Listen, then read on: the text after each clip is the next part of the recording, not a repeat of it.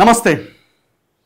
Bharatiya Janata party కొత్త అధ్యక్షుడిగా రామచంద్రరావు నియామకం తర్వాత తెలంగాణలో ఒక కొత్త చర్చ స్టార్ట్ అయింది. సరే, ఈ చర్చ మనమే స్టార్ట్ చేస్తున్నాం అనుకోండి, తప్పేం లేదు, ఇబ్బంది ఏం లేదు.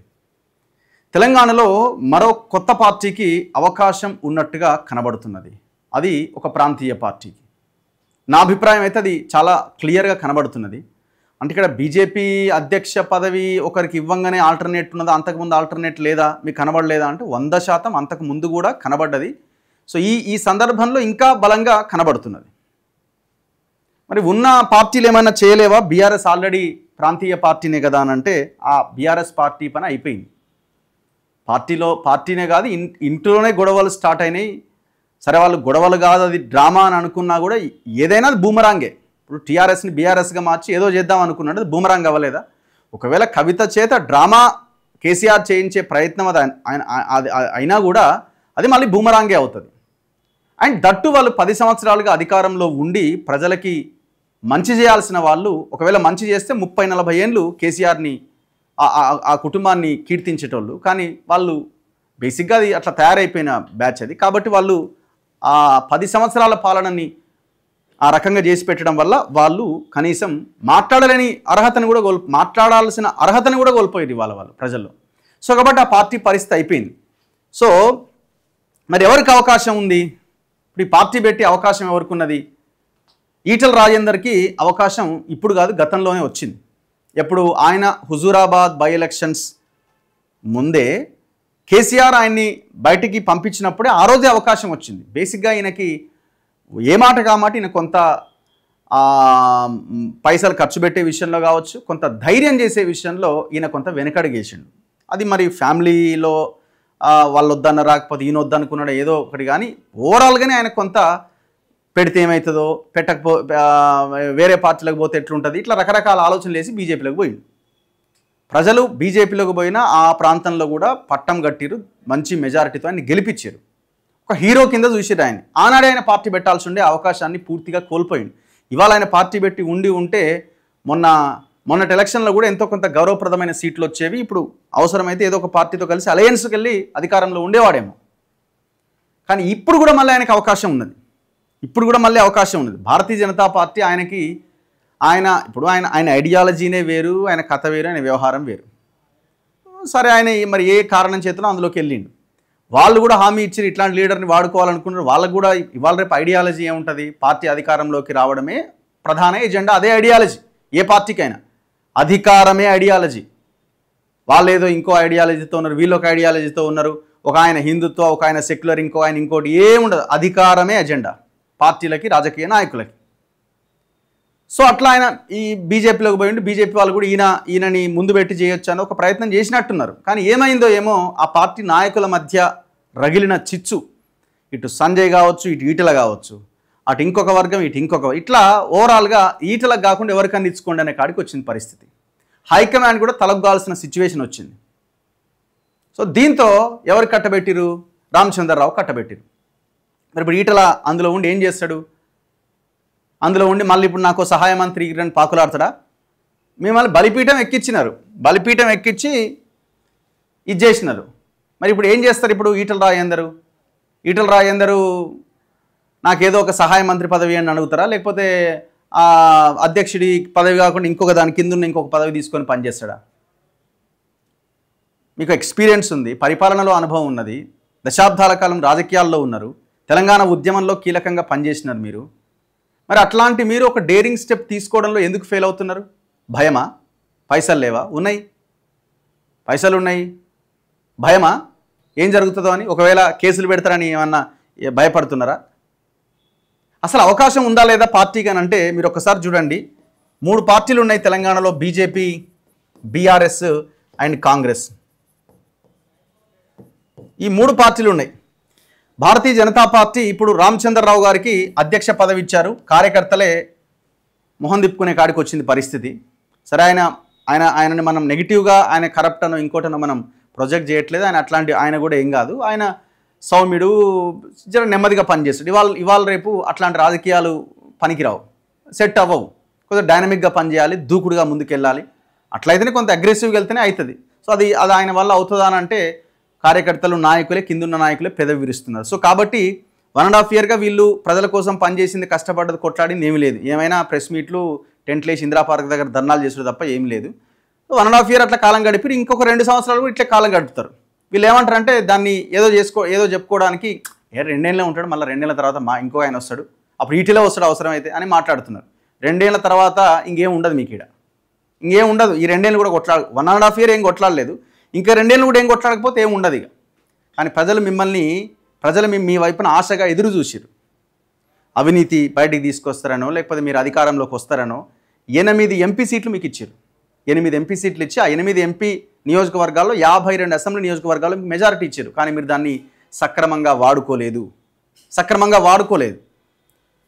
ఇది బీజేపీ పరిస్థితి. సో నేను ఇప్పటికిప్పుడు బీజేపీ ఏదో చేస్తారని అయితే నాకైతే అనిపిస్తలేదు.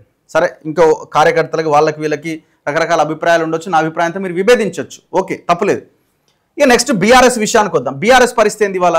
బీఆర్ఎస్ రకరకాల ఇబ్బందుల్లో, కుటుంబంలోనే పెద్ద పెద్ద గొడవలతో ఉన్నది. ఆఫ్టర్ కేసీఆర్ వాట్ నెక్స్ట్ అంటే కింద మీద చూడాల్సిన పరిస్థితి. సో ఇది ఏనాటికైనా అది ఒకవేళ వాళ్ళు సక్రమంగా ఉన్నా 10 ఏళ్ల పరిపాలన మన కళ్ళ ముందు కనబడుతున్నది. కోరి అట్లాంటి మళ్ళా గజ దొంగలని, దయ్యాలని మనం తెచ్చుకొని పెట్టుకుంటామా? కూతురే అంటుంది సామాజిక తెలంగాణ రాలే, భౌగోళిక తెలంగాణ వచ్చింది మాత్రమే అని. కూతురే అంటుంది రైతు బంధు పైసలు మొత్తం పెద్దోళ్ళకే పోయినాయి అని. అయిపోయి ఇంకేముందాడా? ఇంకేమన్నా? ఇంకేం మిగిలిలేదు ఇక్కడ. సో కాబట్టి వీళ్ళది ఏనాడు ఇది జెండా ఎత్తేసేది ఈ పార్టీ తెలియదు. ఇక నెక్స్ట్ కాంగ్రెస్ ఇప్పుడు రూలింగ్లో ఉన్నది. కాంగ్రెస్ పార్టీ పరిస్థితి ఎట్లున్నది? అంత చిల్లరకే ఎగబడుతున్నారు. చిల్లర. వీళ్ళేమో ఓన్లీ నోట్లు, అందులో ఏ నోటు పెద్దగా ఉంటే అదే నోటు, మళ్ళీ సంచులు ఉంటుంది. వీళ్ళు అట్లా కాదు. గోన సంచి నిండా చిల్లర పైసలు, రూపాయి ఆటన్న బిల్లలు ఉంటాయిగా, ఆటన్న చెల్లదనుకోండి, ఇప్పుడు రూపాయి బిల్లలు వేస్తారుగా, ఆ రూపాయి బిల్లల సంచి దొరికిన ఈ అమ్మాయి భలే దొరికిందిరా భయ అని ఎత్తుకపోయే బ్యాచ్ ఇది. అట్లా తయారయ్యారు వీళ్ళేమో అట్లా చాలా పాష్గా వేల లక్షల కోట్ల మీదనే గురిపెట్టేది. వీళ్ళది అట్లా కాదు. వీళ్ళది వాడు పునాది తీసేది ఆలస్యం, అలా పోయి కూర్చుంటున్నారు. ఇప్పుడు ఉంటారు కదా, సరే అనొద్దులే కానీ ఇప్పుడు సరే మళ్ళీ వాళ్ళని అవమానించినట్టు అవుతుంది. వాడు పునాది తీసేది ఆలస్యం, పునాదుల పోయి కూర్చుంటారు, నాకు ఇస్తావా అయ్యవా అని. వాడి నుంచి తెచ్చిస్తాడు, ఏదో చిల్లర ఇస్తాడు, ఆ చిల్లర కూడా ఆశపడుతున్నారు. ఇట్లా వీళ్ళు విపరీతమైన వ్యతిరేకతని వీళ్ళు మూట కట్టుకున్నారు. సమీప భవిష్యత్తులో వీళ్ళ పరిస్థితి ఏంటిది అంటే ఆల్టర్నేట్ లేకపోతే, ఇప్పుడు కేసీఆర్ 2018 ఎట్లా గెలిచిండు? 2018లో కేసీఆర్ గెలవడం కారణం ఏంటంటే ఆల్టర్నేట్ లేకపోవడం. కాంగ్రెస్ తప్పుల మీద తప్పులు చేసి కోవట్ల కింద మారి మొత్తం కేసీఆర్కి అప్పచెప్పారు. కాబట్టి కేసీఆర్ గెలిచిండు.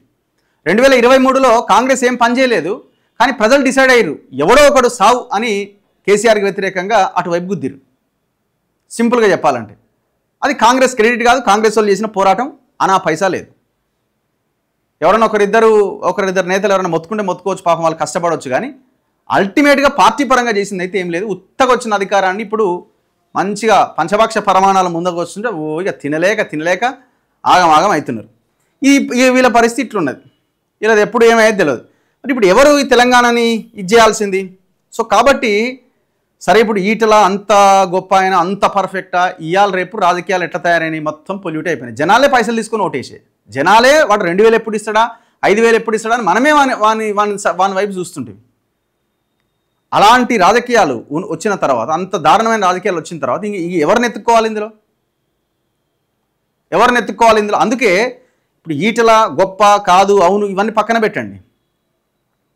జనరల్ పాలిటిక్స్ జనరలైజ్ చేసి మనం ఆలోచన చేయగలిగితే ఒక ప్రాంతీయ పార్టీకి తెలంగాణలో ఇంకా స్కోప్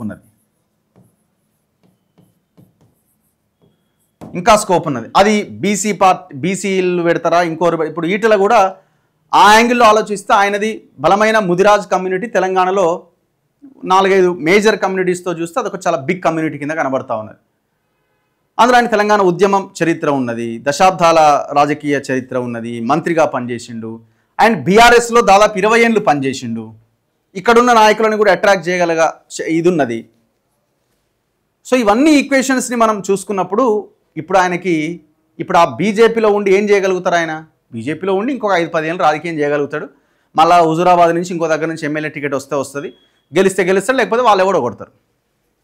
మరి ఈటల రాజేందర్ అక్కడికే హాయిగా నాకు ఇది జాలు అని అనుకుంటాడా, లేకపోతే ఏదైనా పార్టీ పెట్టి ముందుకేయాలని ఇప్పటికైనా తెలుసుకుంటాడా? మళ్ళా అదే భయపడుతూ, అదే ఆలోచిస్తూ అవుతుందా కాదా అని అవుతుందా కాదా అని చెప్పి ఒక సోఫాలో కూర్చొని ఆలోచిస్తూ ఇక ఆలోచనలకే పరిమితం అవుతాడా? ఏం చేస్తాడన్నది చూడాలి. నేను నాట్ ఓన్లీ ఈటల, ఎవరైనా ఒక బలమైన నాయకుడు ప్రాంతీయ పార్టీ పెడితే అద్భుతంగా సక్సెస్ అవ్వడానికి అవకాశం ఉంటుంది. అది కూడా పర్ఫెక్ట్ కార్యాచరణతో ముందుకెళ్తాను. ఈటల మాత్రమే అనట్లే. ఇప్పుడు ఆయన ఒక లీడర్గా కనబడుతున్నాడు కాబట్టి ఆయన గురించి మనం మాట్లాడుతున్నాం. ఎవరైనా ఒక లీడర్ పర్ఫెక్ట్గా ప్లాన్ చేసుకొని కనుక ముందుకెళ్తే ఖచ్చితంగా వాక్యూమ్ చాలా క్లియర్గా తెలంగాణలో కనబడుతున్నది. మీరు చూడండి, తమిళనాడులో చూడండి, ఎంతైనా తమిళనాడు అయినా తెలంగాణ అయినా చాలా దగ్గరి సారూప్యత ఉన్న రెండు రాష్ట్రాలు. అక్కడ కూడా లోకల్ పార్టీల వైపే ప్రజలు మొగ్గు చూపుతారు. సో మన దగ్గర కూడా ఆ వాదం, తెలంగాణ వాదం ఇంకా బలంగా ఉన్నది. తెలంగాణ వాదము, ప్రజలు, బహుజనులు, పేదలు ఈ రకమైన ఆలోచనతో ఉన్న నాయకుడు ఎవరైనా వస్తే ముందుకెళ్తే ఖచ్చితంగా సక్సెస్ అవ్వడానికి అన్ని రకాల అవకాశాలు ఉన్నాయి. అల్టిమేట్గా 119 నియోజకవర్గాల్లో పోటీ చేస్తే 100 గెలుస్తారా? అది కాదు. ఇంపాక్ట్ చాలా బలంగా చూపించగలుగుతాడు. భవిష్యత్ రాజకీయాలని మార్చగలిగే శక్తి అతనికి వస్తుంది, ప్రజలు ఇస్తారు, ఖచ్చితంగా మార్చగలుగుతారు. మరి ఏం జరుగుద్ది భవిష్యత్తులో అన్నది చూడాలి. మంచి అవకాశం ఇది. ఈ అవకాశాన్ని మరి ఈ ప్రజల కోసం పనిచేస్తున్న నాయకులు ఎవరైనా ఉంటే ఆ దిశగా ఆలోచించాలని కోరుకుందాం. ఎందుకంటే అంతా పొల్యూట్ అయిపోయినాయి రాజకీయాలు అంతా. అట్లీస్ట్ ఎవడో గుడ్డిలో మెల్ల ఎవరన్నా వస్తే అని ప్రజలు ఆశగా ఎదురు చూస్తున్నారు. చూస్తూనే ఉండండి మన తొలి వెలుగు.